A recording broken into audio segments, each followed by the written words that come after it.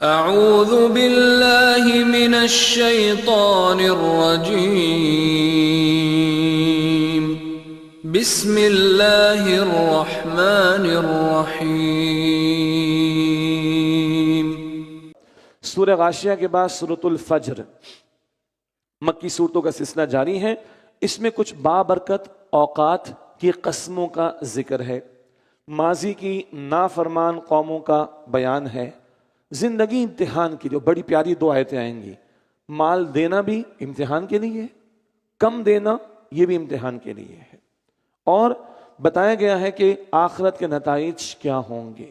اور ایک خوبصورت بات آئے گی بالکل آخر میں، جو ہم دعا بھی کریں گے انشاءاللہ اللہ تعالیٰ سے کہ اللہ جنت دے دے، اللہ راضی ہو جائے اور اللہ کہتے تو میرا بندہ ہے۔ یہ بات اس سورت کے آخر میں بھی آئے گی انشاءاللہ۔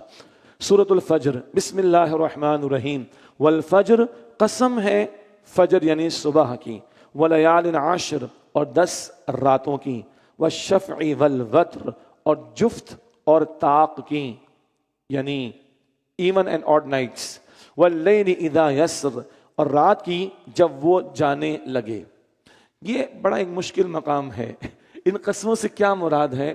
بہت کچھ آپ کو تفاسیر میں ملے گا۔ ایک رائے یہ ہے فجر سے ایک مراد 10 ذی الحجہ کی فجر ہے۔ عربوں کے ہاں حج عمرہ تو ہوتا تھا نا، ابراہیم علیہ السلام کے دور سے چلا آ رہا تھا، گڑبڑ کی تھی مگر وہ ذی الحجہ میں ہی ہوتا تھا، تو وہ جانتے تھے۔ تو ایک رائے فجر سے مراد 10 ذی الحجہ کی فجر، ولیال عشر، اور 10 راتوں کی قسم، اس سے مراد ذی الحجہ کی 10 راتیں جن کی عظمت ہمارے یہاں بھی ہے، حضور کی حدیثوں میں ہے صلی اللہ علیہ وسلم۔ والشفع والوتر، جفت اور طاق راتوں کی، ایون اینڈ آڈ نائٹس کی، اس سے ایک مراد رمضان کے آخری عشرے کی ایون آڈ نائٹس ہیں۔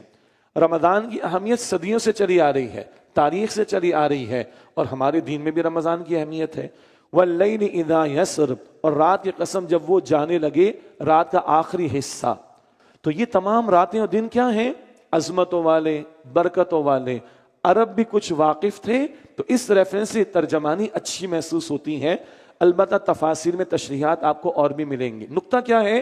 برکتوں والی راتیں، برکتوں والے دن، اللہ نے قسمیں اٹھائیں، ان کی عظمت کرو، ان کی قدر کرو، ان میں اللہ کا ذکر کرو، اللہ کو راضی کرو، اللہ تمہیں عطا فرمائے گا۔ لیکن اب ان لوگوں کا ذکر آئے گا کہ جنہوں نے اس طرح کے برکت والے اوقات سے فائدہ نہیں اٹھایا، جنہوں نے روحانی برکات والی مقامات ہوں، جگہیں ہوں، دن ہوں، راتیں ہوں، مہینے ہوں۔ بھئی مقام جیسے بیت اللہ شریف ہے، عظمت والا مقام، مہینہ رمضان ہے، ذی الحجہ ہے، راتیں رمضان کا آخری عشر ہے، طاق راتیں، اینڈ سو آن۔ تو جن لوگوں نے برکت والے مقامات یا اوقات کی قدر نہیں کی اور اللہ کو راضی نہیں کیا، ان کے لیے اللہ کا عذاب آیا۔ اب مجرمین کا بیان۔ الم تر کیف فعل ربک بعاد، کیا آپ نے نہیں دیکھا کہ آپ کے رب نے قوم عاد کے ساتھ کیا سلوک کیا؟ ارم ذات العماد، جو ارم کہلاتے ستونوں کی طرح اونچے قد آور محلات والے تھے۔ یہ ترجمانی ہے۔ ارم کیا ہے جی؟ ارم ان کے شاہی خاندان کا نام تھا، عاد کا شاہی خاندان، ان کا ارم نام بتایا گیا، اور ان کے بڑے بڑے محلات تھے، محلات میں وہ شاہی خاندان رہتا تھا۔ اس اعتبار سے ترجمانی ارم ذات العماد، جو ارم کہلاتے ستونوں کی طرح اونچے قد آور محلات والے تھے۔ التی لم یخلق مثلها فی البلاد، اس قوم جیسا ملکوں میں پیدا نہیں کیا گیا۔ ان کے قد کاٹ بھی اونچے تھے، اللہ نے بڑی دولت دی تھی، ان کے قد کاٹ بھی بہت اونچے تھے۔ فرمایا التی لم یخلق مثلها فی البلاد، اس قوم جیسا ملکوں میں پیدا کوئی نہیں کیا گیا۔ وثمود الذین جابوا الصخر بالواد، اور سمود کے ساتھ کیسا سلوک کیا تم نے دیکھا نہیں؟ جو وادی میں گھر بنانے کے لیے چٹانوں کو تراشتے تھے۔ یاد آیا؟ بے وقوف اور پاگل نہیں تھے، انجینئرنگ تھی ان کے پاس، وسائل تھے ان کے پاس۔ پہاڑوں کو تراشنا آسان کام ہے، اور پہاڑوں کو تراش کر محلات بنانا آسان کام ہے؟ ویری ویل ورسڈ لوگ کہہ لیں، ایکسپیرینسڈ کہہ لیں، ویل ایکیوپڈ کہہ لیں، جو چاہیں کہہ لیں، آپ قرآن بتا رہے ہیں۔ وَثَمُودَ الَّذِينَ جَابُوا الصَّخْرَ بِالْوَادِ، جو وادی میں، اور سمود کے ساتھ اللہ نے کیسا سلوک کیا تم نے نہ دیکھا؟ جو وادی میں گھر بنانے کے لیے چٹانوں کو تراشتے تھے۔ وَفِرْعَوْنَ ذِي الْأَوْتَادِ، اور میخوں والے فرعون کے ساتھ کیا سلوک کیا؟ ایک ترجمہ ہم نے کیا تھا کھوٹے، خیموں کے کھوٹے ہوتے تھے بڑے، یعنی لشکر لاؤ لشکر کے ساتھ چلتا تھا، وہ کھوٹے بھی ساتھ لے کے چلتا تھا۔ وَفِرْعَوْنَ ذِي الْأَوْتَادِ، اور میخوں والے فرعون کے ساتھ کیسا سلوک کیا۔ الَّذِينَ طَغَوْا فِي الْبِلَادِ، یہ وہ تھے جنہوں نے اپنے اپنے ملکوں میں سرکشی کی۔ فَأَكْثَرُوا فِيهَا الْفَسَادِ، پھر ان ملکوں میں بہت فساد مچایا، خدائی تک کے دعوے کیے، لوگوں پر ظلم و ستم کیا۔ فَصَبَّ عَلَيْهِمْ رَبُّكَ صَوْتَ عَذَابٍ، تو آپ کے رب نے ان پر عذاب کا کوڑا برسایا۔ إِنَّ رَبَّكَ لَبِالْمِرْصَادِ، بے شک آپ کا رب تو سرکشوں کی گھات میں ہے۔ اللہ اکبر۔ پہلے ذکر آیا تھا جہنم گھات میں ہے، اب کیا ذکر ہے؟ اللہ گھات میں۔ اللہ بھی تیار ہے ظالموں کو عذاب دینے کے لیے، اور جہنم تیار ہے ظالموں کو جلانے کے لیے۔ اللہ اکبر۔ اب دو آیتیں ہیں، ان میں زندگی کا مقصد بتایا جا رہا ہے، زندگی امتحان کے لیے۔ یہ اونچ نیچ، عروج، زوال، خوشحالی، تنگ دستی، کم زیادہ، امیر غریب، آجر اجیر، حاکم محکوم، امیر غریب، یہ سب کیا ہے؟ امتحان۔ دونوں آیتوں میں لفظ ابتلا امتحان آئے گا۔ فَأَمَّا الْإِنسَانُ إِذَا مَا ابْتَلَاهُ رَبُّهُ فَأَكْرَمَهُ وَنَعَّمَهُ فَيَقُولُ رَبِّي أَكْرَمَنِ، تو انسان کا حال تو یہ ہے کہ جب اس کا رب اسے آزماتا ہے اس طرح کہ اسے عزت اور نعمتیں عطا فرماتا ہے، فَيَقُولُ رَبِّي أَكْرَمَنِ، تو کہتا ہے میرے رب نے مجھے عزت بخشی۔ ابتلا کا لفظ ہے، ذہن میں رہے، ترجمہ آزمائش کا ہم نے کی، آزماتا ہے۔ مال ملا خوب، پھولے نہیں سماتا، اور اکڑ میں بھی آ جاتا ہے، میرے رب نے بڑی عزت دی، کیا بات ہے، یہ اور بھول گیا کہ تجھے امتحان کے لیے دیا ہے۔ اگلی آیت، وَأَمَّا إِذَا مَا ابْتَلَاهُ فَقَدَرَ عَلَيْهِ رِزْقَهُ فَيَقُولُ رَبِّي أَهَانَنِ، اور پھر جب اسے اس کا رب آزماتا ہے، پھر دیکھیں ابتلاہ کا لفظ ہے، پھر اسے اس کا رب ابتلا میں، آزمائش میں مبتلا کرتا ہے۔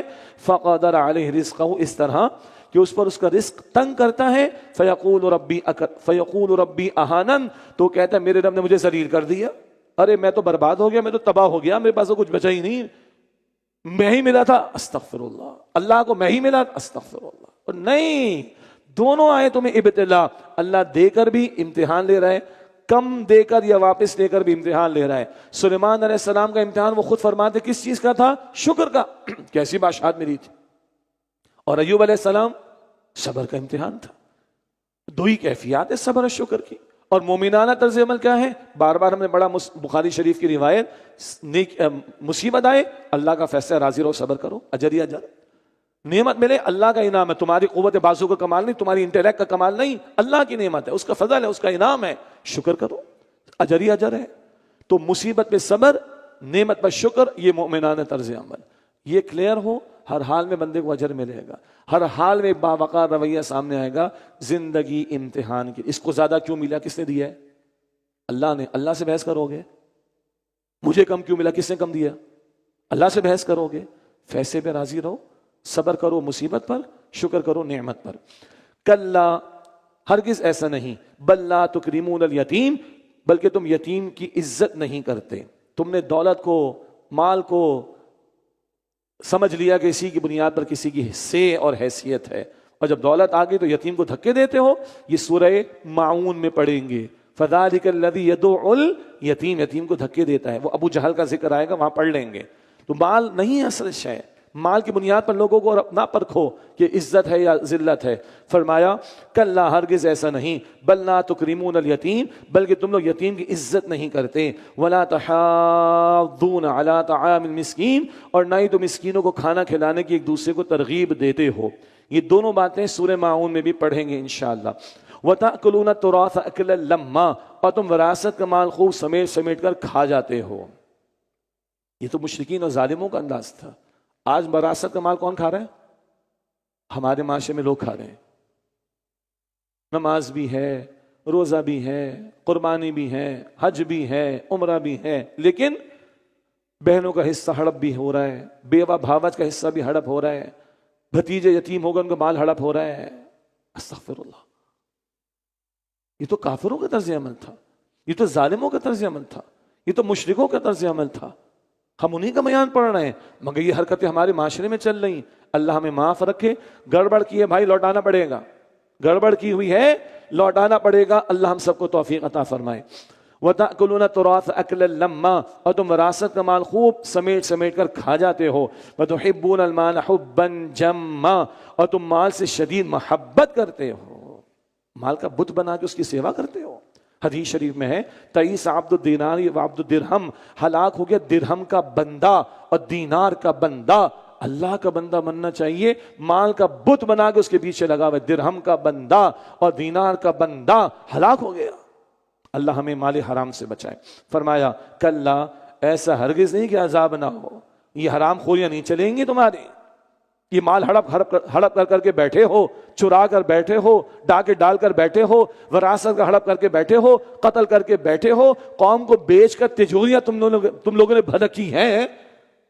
ایسا نہیں کہ عذاب نہیں ہوگا، اندھیر نگری نہیں ہے. دنیا میں عمل کا ہے، آخرت میں نتیجے ہیں. کلا، ایسا ہرگز نہیں کہ عذاب نہ ہو. اذا دکت الارض دکا دکا، جب زمین کوٹ کوٹ کر برابر کر دی جائے گی، چٹیل فلیٹ کر دی جائے گی بالکل. وجاء ربک والملک صفا صفا، اور آپ کا رب اپنی شان کے مطابق جلوہ فرما ہوگا.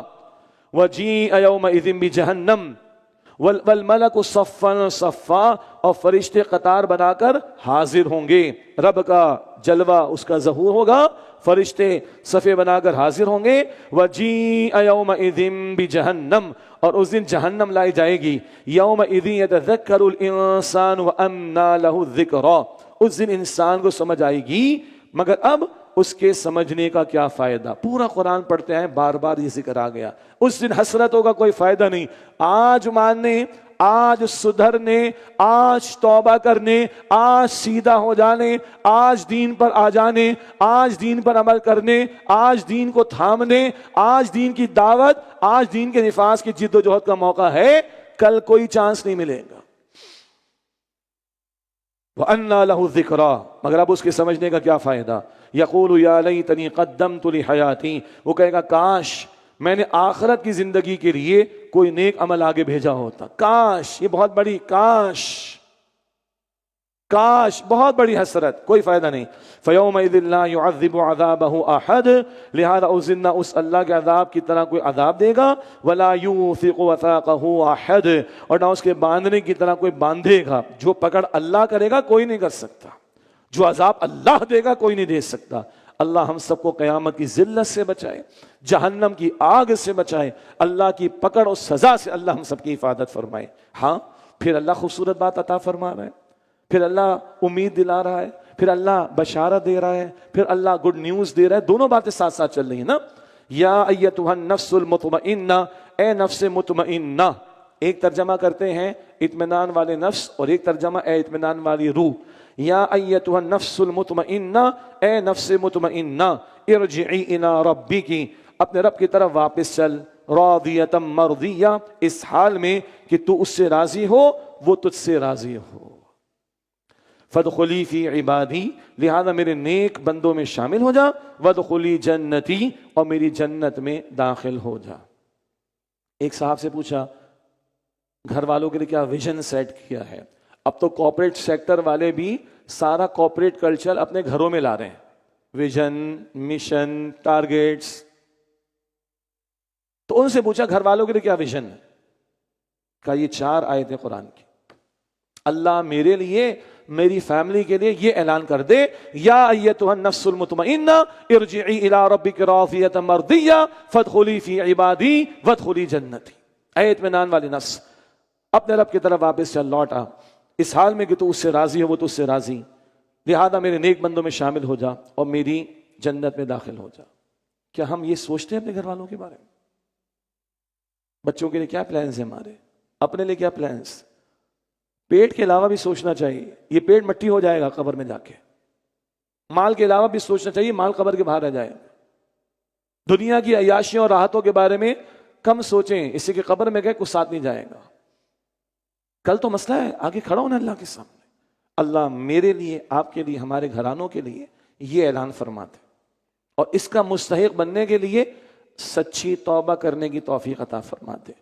دیکھیے میں ایک حق بات بھی بیان کر دوں، صرف رمضان کی مجلسوں میں آ کے بیٹھ جانا کافی نہیں. ضروری ہے باعث اجر ہے، اللہ مجھے بھی عطا کرے، آپ کو بھی عطا کرے، کوئی طنز نہیں، لیکن احساس زیاں بیدار کرنے کے لیے چاند رات کو ہماری کیا کیفیت ہوگی، رمضان کے بعد کیا کیفیت ہوگی، چیک کیجئے گا۔ یہ مانگنے کی راتیں ہیں، ساعتیں ہیں، اللہ میری اور آپ کی زندگیاں بدل دے، اللہ میرے اور آپ کے دل کو اور نور ایمان عطا کر دے، اللہ مجھے اور آپ کو جنت کا طلبگار بنا دے، اللہ مجھے اور آپ کے گھرانوں کو جنتی گھرانہ بنا دے، اور اللہ اس کے لیے آج سے ہی ہمیں اور محنت کرنے کی توفیق عطا فرما دے۔